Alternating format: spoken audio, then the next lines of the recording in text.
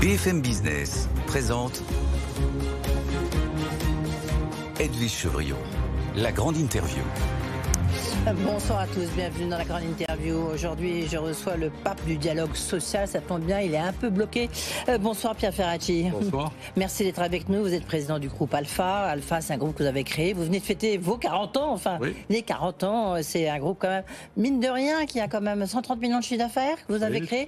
Pour quelqu'un très cégétiste, très à gauche. Et c'est bien d'avoir créé une grosse entreprise. Hein. Aujourd'hui, vous en êtes fiers. Mais c'est bien d'aider les représentants du personnel et les entreprises à trouver le chemin du dialogue social, et tant mieux si on est fort et puissant. Vous êtes fort et puissant, le moins qu'on puisse dire, et puis vous êtes en train de le devenir, en tous les cas, vous êtes en train de devenir une star dans le foot, puisque vous avez, et vous êtes majoritaire, le Paris FC, qui est le deuxième, voire le troisième, allez, on va dire le deuxième club de foot à Paris, à Charletti, et là vous avez lancé un pavé dans la mare, vous avez dit à partir du 11 novembre, c'est gratuit quasiment sur l'ensemble des 17 000 places de Charletti, c'est gratuit. On va garder le meilleur pour la fin, on va commencer par le dialogue social, qui est quand même très très important. Demain, c'est la fin demain et après-demain, c'est la fin des négociations sur l'UNEDIC et sur la réforme de l'assurance chômage. Alors évidemment, ce soir, ça coince de partout. Certains disent on veut plus la dégressivité, d'autres qui disent qu'il la faut, évidemment, on voit bien le clivage entre le patronat et les syndicats. Ils vont y arriver, ils n'ont pas le choix, parce que sinon, c'est une fois de plus l'annonce du paritarisme, de la mort du paritarisme, et l'État qui va reprendre la main, non ? Oui, j'espère qu'ils vont y arriver, parce que oui, l'État reprendra la main comme il le fait un petit peu partout, comme il a failli le faire pour l'Agirc Arrco, même si là, il y a eu un compromis entre patronat et syndicats qui a couper l'herbe sous le pied à l'État. Après, la négociation est difficile, parce que là, il y a vraiment deux approches un petit peu opposées. Bon, moi, vous connaissez mon point de vue. Hein. Je pense que si on avait travaillé plus activement et bien avant la réforme des retraites sur le taux d'emploi des seniors, et je ne suis pas le seul à le dire, hein, le cercle des économistes, où il y a aussi des macronistes, le dit depuis longtemps, on n'aurait pas autant de tensions sur la réforme de l'assurance chômage. Donc j'espère qu'il y aura ce compromis, et puis si l'État reprend la main, il a intérêt à bien regarder ce qui se fait en Europe, et on parle de l'Europe quand c'est utile, on en parle moins quand on voit qu'il y a des pratiques différentes. En tout cas, sur le taux d'emploi des seniors, il y en a qui ont fait bien mieux que nous depuis longtemps. Et sur la question du travail, qui est une question clé, parce que l'attrait pour le travail aujourd'hui pose quelques problèmes aujourd'hui, il y en a qui ont fait beaucoup mieux et qui ont traité cette question des seniors avec un peu plus de dynamisme et d'efficacité. Mais sur la question de l'assurance chômage, qu'est-ce qui fait beaucoup mieux que nous ? Sur la question de l'assurance chômage, au niveau européen, peut-être qu'on se focalise un peu trop sur le niveau de l'indemnité, on se focalise un peu trop sur parfois sur la fraude. On croit parfois que le retour à l'emploi est facilité par la baisse des indemnités. Moi là je parle en tant que praticien. Je crois que les gens ont envie de trouver un emploi, et quand ils ne le trouvent pas et qu'ils attendent le dernier moment, c'est parce que ce qu'on leur propose n'est pas tout à fait satisfaisant. Et vous savez très bien qu'aujourd'hui dans les entreprises en France, plus encore que le problème de l'emploi, il y a un problème sur le travail qui n'est pas assez attractif. Il y a une question de sens du travail, mais il y a aussi une question de conditions de travail. En Europe, on oublie souvent qu'on est parmi dans le peloton de tête en matière d'accidents du travail, en matière de risques psychosociaux. Donc il y a bien une question du travail qui n'est pas traitée sérieusement. Pendant trop longtemps, on s'est dit on travaille moins que les autres, mais on est beaucoup plus productif que les autres. Pendant un temps, c'était vrai. Aujourd'hui, la productivité faiblit pour deux raisons essentielles. D'abord, notre industrie s'est bien affaissée, et dans les services, il y a moins de productivité. Et ensuite, on arrive au bout de la chaîne pour certains salariés, et la montée des risques psychosociaux notamment fait que la productivité n'est plus tout à fait ce qu'elle était. Donc on ne peut plus se rattraper là-dessus. D'ailleurs, c'était souvent moins une productivité du travail qu'une intensification du travail qui était à l'ordre du jour. Et tiens, je vais rebondir sur la question de l'assurance chômage, juste sur ce point, la baisse de la productivité. Est-ce que c'est aussi parce que on fait travailler maintenant de plus en plus d'apprentis, c'est la réforme de l'apprentissage. Certains disent, voyez, il y a moins de compétences. En fait, il y a moins de compétences, donc la productivité, elle est moins bonne. Non, mais l'apprentissage joue un petit peu, explique une partie de cette faiblesse. C'est évident qu'on ne peut pas demander à un apprenti qui est en phase, par définition, d'apprentissage, d'être aussi productif que les anciens. Mais ça ne joue que, pas marginalement, mais c'est minoritaire dans l'explication de la baisse de productivité, du ralentissement plutôt de la productivité. Je recevais, juste avant les vacances de la Toussaint, le ministre du Travail, Olivier Dussopt, qui défendait le fait que l'État puisse puiser un peu dans les réserves de l'Agirc Arrco, des retraites complémentaires, en disant, mais, et c'est vrai, c'est la réforme qu'on a mise en place qui profite en fait aux retraites complémentaires, à l'Agirc Arrco. Donc il est aussi un peu normal que l'État, le gouvernement qui a beaucoup travaillé là-dessus, misé là-dessus, en récolte des fruits, notamment pour la formation. Bon, et est-ce que quand l'État fait des choses qui ne sont pas tout à fait opportunes, il laisse d'autres gérer l'affectation des impôts et des ressources qu'il récolte au travers de l'impôt à d'autres? Pour une fois que dans le paritarisme, ça marche très correctement sur les retraites complémentaires, laissons les partenaires sociaux qui ne sont pas oublieux de l'intérêt général, qui peuvent aussi entendre certaines voix, se préoccuper un petit peu de la façon d'utiliser les excédents. On ne peut pas dire d'un côté on passe en force dans une réforme et puis après, comme cette réforme a quelques aspects positifs sur les caisses des retraites complémentaires, on va s'occuper de l'affectation. C'est pas donc comme ça que ça marche. Contre. Et en tout cas, mais je suis pour respecter le paritarisme là où il marche bien et de temps en temps pour le titiller là où il marche moins bien. Il y a des endroits où les partenaires sociaux auraient pu faire mieux. Tiens, à propos de donc on est en pleine discussion, ça vient encore de changer il y a quelques heures sur ce fameux article 3 de la loi de l'immigration pour savoir s'il faut permettre dans certains métiers en tension de régulariser les sans-papiers. Vous êtes au contact des entreprises, enfin c'est ce que vous faites au quotidien et dans toute la France.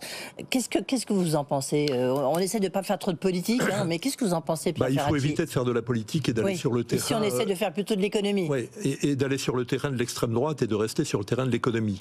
Moi, je pense l'extrême droite, excusez-moi. Enfin, c'est un autre débat. Non, mais de l'extrême droite qui pousse les feux et qui dit haro sur les immigrés. On sait très bien qu'on a besoin pour la croissance économique de demain d'immigration. Qu'il faille mieux la contrôler, c'est une évidence. Qu'il fasse mieux la cibler, effectivement, plutôt que de la subir, c'est une évidence. Qu'il fasse plus lutter comme des dérives communautaires ou communautaristes, eh bien oui, mais c'est une évidence aussi. Mais est-ce qu'on en a besoin? Mais bien sûr qu'on en a besoin, et on va en avoir besoin d'autant plus que la natalité n'est plus tout à fait ce qu'elle était, que les enjeux de compétences sont aujourd'hui terriblement importants pour les entreprises. Alors il faut peut-être mieux la cibler, l'immigration. Il faut peut-être raisonner aussi en termes de besoins de l'économie et de complémentarité par rapport aux compétences de nos concitoyens. Mais bien sûr qu'on aura besoin de l'immigration. Il ne faut pas se laisser entraîner sur ce terrain-là parce qu'on commence à entrer en campagne présidentielle. Mais il faut mieux la contrôler et mieux lutter contre les dérives d'une immigration mal contrôlée. Et là, je pense à des formes de radicalisme qui débouchent parfois sur des attentats comme on en a connu dans les années 2000. Bien sûr qu'il faut plus lutter contre ça. Et c'est aussi pour ça. On observe ça dans certaines filières. C'est aussi parce qu'on ne lutte pas suffisamment contre ça qu'à l'arrivée, certains citoyens, parce que les sondages sont les sondages, se disent l'immigration est un problème. C'est un problème en termes d'identité, c'est un problème en termes d'économie, alors qu'on mélange un petit peu tout. Juste un point encore sur le pouvoir d'achat. L'INSEE a publié des chiffres là, juste il y a quelques instants, en disant que dans le privé, il y avait une nette baisse du pouvoir d'achat, un peu contrairement à la petite musique qu'on entend. La plus importante depuis 1996. De 1% en 2022, comme en disant il n'y a pas un rattrapage des salaires, sauf évidemment les très bas salaires, au SMIC, parce que là, il y a eu un rattrapage et c'est fixé à l'inflation. Ça vous inspire quoi, Pierre Ferracci? Ça vous étonne ça... Non, c'est ce qu'on voit dans les entreprises. L'inflation qui a galopé, même si elle a ralenti depuis, a fait quelques dégâts dans le pouvoir d'achat. Il y a une vraie attente des salariés pour un rééquilibrage du partage de la valeur. Ce problème de pouvoir d'achat est doublé d'une angoisse qui est réelle dans les entreprises sur les enjeux de la transition. La transition numérique et l'IA, la transition environnementale, parce qu'on a peur qu'elle fasse des dégâts sur le plan social qui ne sont pas suffisamment pris en compte. On le voit dans l'automobile, même s'il y a des efforts qui sont faits en matière de formation et d'accompagnement. Donc cette angoisse se double d'un vrai problème de pouvoir d'achat. Et je crois que la question du partage de la valeur doit être traitée en même temps que la question du travail. Moi, je pense qu'on ne traitera pas la question du travail et de ce rapport un peu compliqué des Français aujourd'hui au travail. Ils souhaitent travailler, mais ils souhaitent travailler dans d'autres conditions. Si on ne pose pas en même temps la question du partage de la valeur et donc des rémunérations, et en même temps aussi le problème, la question de la gouvernance des entreprises, de l'implication des salariés dans le traitement de ces grandes questions autour du travail et du partage de la valeur. Votre fils, le député Marc Ferracci, qu'on reçoit souvent ici, non mais je vous en parle, vous allez comprendre pourquoi. Je sais que vous n'aimez pas qu'on en parle, et lui non plus. Mais en même temps, et du coup, en plus, ça lui a coûté cher, ce lien filial, on va dire, dans le sens où il travaillait sur la loi Pôle emploi, plein emploi, pardon, et donc il a dû se déplacer, comme on dit. France Travail, vous pensez vraiment que c'est formidable, c'est la solution pour le plein emploi, pour aller vers le plein emploi? Ça lui a pas coûté si cher que ça, parce que quand des abrutis et des intégristes de la fausse information s'expriment dans les réseaux, il faut passer ça. Et Marc, comme moi et comme mon groupe, on a limité limiter la casse parce qu'on a affaire à des gens qui sont dangereux d'ailleurs dans les médias et qui passent leur temps à raconter des salades et qui malheureusement parfois la démagogie a aussi malheureusement un petit peu d'impact sur l'opinion. Sur le fond, France Travail. Sur le fond, France Travail. Je discutais récemment avec le futur patron de France Travail. Moi, je suis un peu dubitatif. Et parce que ces énormes machins... Mon fils le sait. Ouais. Je pense qu'on avait l'occasion en ce moment, je pense d'ailleurs que ça va parfois... je veux dire, on pense parfois la même chose avec mon fils. Il y avait le moyen de faire une vraie révolution sur les compétences des uns et des autres, sur la façon de gérer l'emploi et le travail. Je pense qu'on va dans le sens d'une meilleure coordination. Ça fait beaucoup de bruit, je suis sûr, pour pas grand-chose en termes de résultats au final. Ouais. Donc on va accompagner cette meilleure coordination, et en tant que praticien, si on peut le faire, on le fera. Je crois que c'était l'occasion de mieux répartir les compétences, ne serait-ce qu'au sein de la puissance publique, entre l'État, les régions, les départements, parce qu'il y a des enjeux aussi de RSA, et on n'a pas fait, c'est un petit peu dommage. Ouais. Peut-être que l'État n'a pas, enfin le gouvernement n'a pas la majorité aujourd'hui pour percer un petit peu les murs. Et peut-être que ça se fera, soyons optimistes, peut-être que ça se fera par la suite. Peut-être que ça se fera. Je laisse entier d'ailleurs le problème de savoir qui doit prendre le lead entre les régions et l'État, entre les départements et les régions, mais c'était l'occasion d'un vrai débat là-dessus, et je pense que, je ne vais pas parler à sa place, mais que sur ce plan-là, peut-être que des députés de Renaissance, et pas seulement lui, espéraient davantage quelque chose d'autre qu'une coordination meilleure, même si elle est souhaitable, si on arrive à... À votre avis, ça doit être en un mot, à quel échelon ? Ah, moi, je suis partisan aujourd'hui, pourtant il m'arrive d'être un peu jacobin, mais non, je suis partisan de voir l'État se recentrer sur ses tâches régaliennes, l'éducation, la sécurité, une défense des frontières aussi, parce que c'est utile avec les problèmes qu'on a sur la planète. Et peut-être que les régions peuvent prendre aujourd'hui davantage d'importance dans la formation, dans l'accompagnement et dans la gestion de l'emploi. Mais ça veut dire qu'il faut aller au bout d'une forme de décentralisation. On hésite depuis des années, on est toujours entre des eaux. On est toujours entre deux eaux. Entre deux eaux, absolument. Est-ce que vous observez beaucoup, Pierre Ferracci, encore une fois, vous passez votre vie dans les entreprises, hein, est-ce que vous observez de plus en plus de défaillances d'entreprises, notamment à cause du remboursement des PGE, des prêts garantis par l'État ? Oui, ça commence à poser des problèmes, et l'indicateur évoqué par le gouvernement sur le fait qu'il n'y a pas autant que ça de défaillances et donc d'intervention de l'État en dernier recours, qui de temps en temps d'ailleurs fait jouer aux banques un jeu un petit peu particulier, cet indicateur est un peu trompeur, parce que notamment dans les toutes petites entreprises, et même dans certaines entreprises de taille moyenne, l'entrepreneur par exemple réduit sa rémunération ou accepte des tensions de trésorerie qui peuvent le mettre aussi en situation un peu angoissante pour rembourser le PGE. Donc je crois que les PGE, il faudrait les rembourser avec un peu de discernement. Alors après, il faut aussi dire que pendant la période de pandémie, l'État a soutenu tout le monde. Il y a eu beaucoup moins de procédures collectives pendant cette période-là. Mais il ne faudrait pas qu'on ait un coup de balancier qui fasse que beaucoup aillent au tapis, parce que la sortie de crise et la sortie de la pandémie n'a pas été aussi favorable que ça en termes de croissance économique. Et est-ce que vous voyez vraiment des banques, parce que c'est ce qu'on entend encore une fois, je disais ça hier, est-ce que vous avez des banques qui préfèrent à la limite aller à la liquidation comme ça, c'est des prêts garantis par l'État, plutôt que d'essayer des plans de sauvegarde qui sont parfois plus hasardeux? C'est très minoritaire et très marginal, mais c'est très choquant. Il y en a effectivement qui jouent ce petit jeu dangereux. En discutant avec quelques administrateurs judiciaires récemment, qui sont aussi un observatoire très intéressant de la vie économique et sociale, on avait à peu près la même opinion sur le sujet. C'est pas majoritaire, hein. La plupart des banques jouent le jeu et essaient de regarder avec attention ce qui se passe. Il y en a quelques-unes qui s'appuient sur la garantie de l'État pour jouer un petit jeu dangereux. Et donc, après avoir été le parrain du dialogue social, vous avez envie de devenir le parrain du football. Parce que, je le disais en introduction, Pierre Ferracci, vous avez jeté un pavé dans la mare, vous avez dit, voilà, je prône la gratuité, je fais le pari sur la gratuité des places au stade Charletti, où joue votre club, parce que vous êtes l'actionnaire majoritaire, le Paris FC.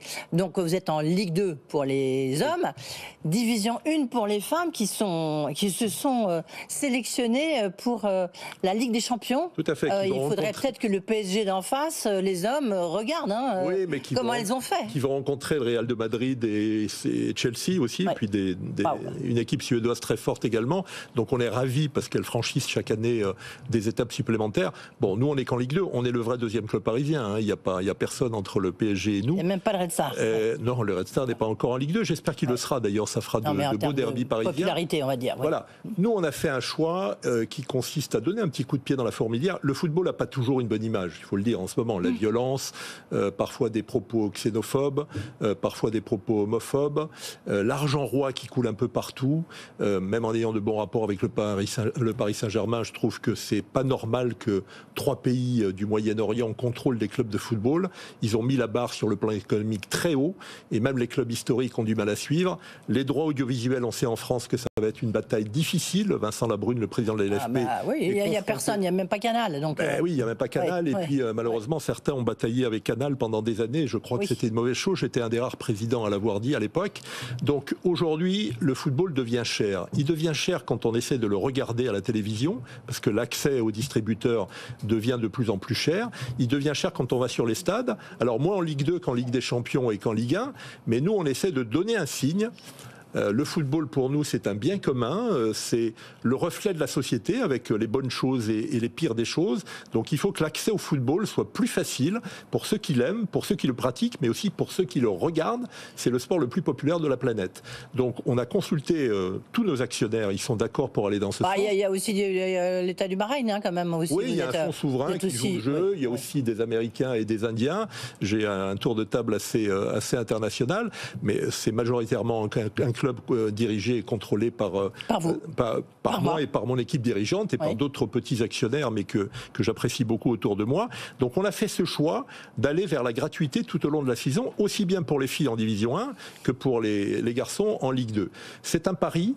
Je pense que la réaction de nos sponsors, de nos partenaires, nous permet d'affronter le défi économique que ça représente. Ça vous coûte combien? C'est quoi le défi économique? Disons que l'enjeu pour nous en Ligue 2, entre la perte de recettes de billetterie, les charges supplémentaires qu'on va avoir en termes de sécurité, mais aussi les recettes supplémentaires qu'on pourra avoir en termes de merchandising, même la buvette qui en rapporte quelques-unes dans les stades de football, l'enjeu est de l'ordre de 1 million d'euros. On espère que nos partenaires vont nous apporter ça et même davantage que ça. Donc le défi, il n'est pas économique, il est sociétal. C'est de dire en gros, tout le monde ne fera pas de la gratuité, mais j'espère que d'autres clubs nous suivront pour baisser les tarifs et faire en sorte que le football soit plus attractif sur le terrain de la tarification pour des catégories modestes qui sont à l'euro près aujourd'hui. Avec l'inflation, on voit bien qu'il y a beaucoup de citoyens et de citoyennes qui ont du mal à se nourrir, à se loger, à se soigner. Et donc le loisir, c'est ce qu'on coupe en priorité, les vacances et les loisirs, quand on a des problèmes de pouvoir d'achat. Vous êtes étonné, juste une dernière question, par le bruit que ça fait, le boucan que ça fait. Ah mais c'est incroyable, il y a des quotidiens étrangers qui en parlent, qui vont en parler. Bon, tous les médias français sont intéressés par la chose. Après, il faut qu'on transforme l'essai, à la fois en termes d'affluence, ça prendra du temps, hein, ça ne va pas être le déferlement immédiat, et sur le plan économique, c'est-à-dire en attirant dans une logique de responsabilité sociale les entreprises. Vous aidez les jeunes parfois en situation difficile à rentrer sur le marché du travail, mais aidez-les aussi, les jeunes et les moins jeunes, à venir voir du football sans débourser des sommes qui aujourd'hui sont inaccessibles pour bon nombre de catégories modestes. Et bien Ferracci, on voit bien le lien du reste avec ce que vous êtes avant, j'ai envie de dire, avant le footeux. Merci Pierre Ferracci d'avoir été avec nous. Restez tout de suite Thomas Asportas, l'info écho.